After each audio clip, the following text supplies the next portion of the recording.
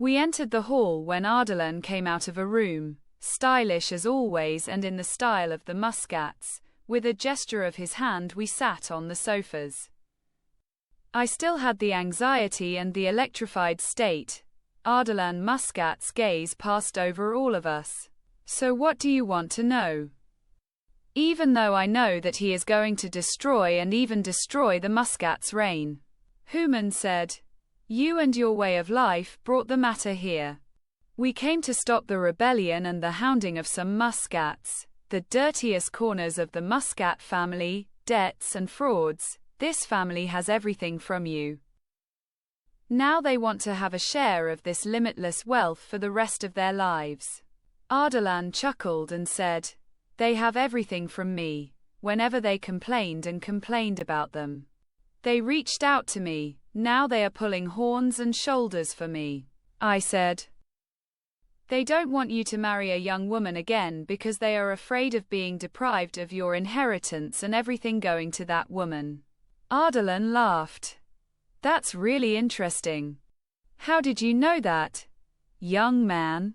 I got a lot of space. Young man. He didn't tease and his look wasn't snarky. Young man. That's me. So they did a great job. I smiled and said, Well, we did some research and we are now in your service. We asked people who had some kind of relationship and dealings with the Meshkat family. And the rumors that are circulating are like your interest in young, beautiful, and diverse women. Ardalan remained silent and looked at me again. A man can have as many concubines as he wants and create a harem. It is troublesome but also very enjoyable. You can put aside whoever you don't want. It is neither against Sharia nor custom. However, this and its consequences have now become a weakness and a tool for you. I don't know exactly who you are and I have to listen to you. Human said. Do you still own the company that your son Mahan Miskat runs or did you give it up completely? It is still in my name. But he has been running it for years. Can you take back the power and presidency of the company and dethrone your son? Dethrone Mahan? It is difficult to say, but if necessary, I can. I said, like an inheritance. Deprive him and if he resists, we will be with you. As for your other daughter-in-law, Nargis Khanum, she is also afraid that something will happen to her. Of course she says she is more worried about her son Armain.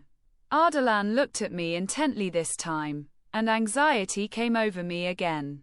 Ardalan said, It seems that your information is too accurate and extensive. How did you get all this? I realized for a moment that I had screwed up.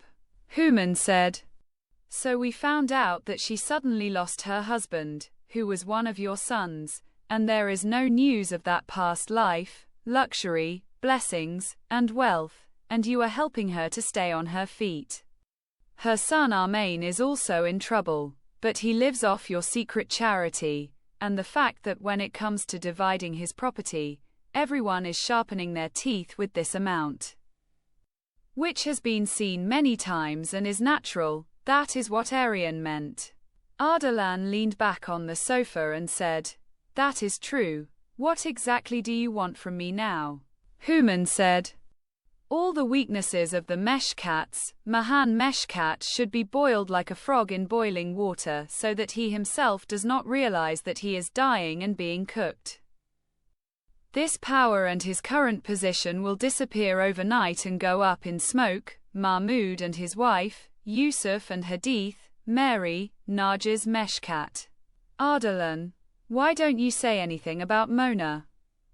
She is not one of the Meshkats.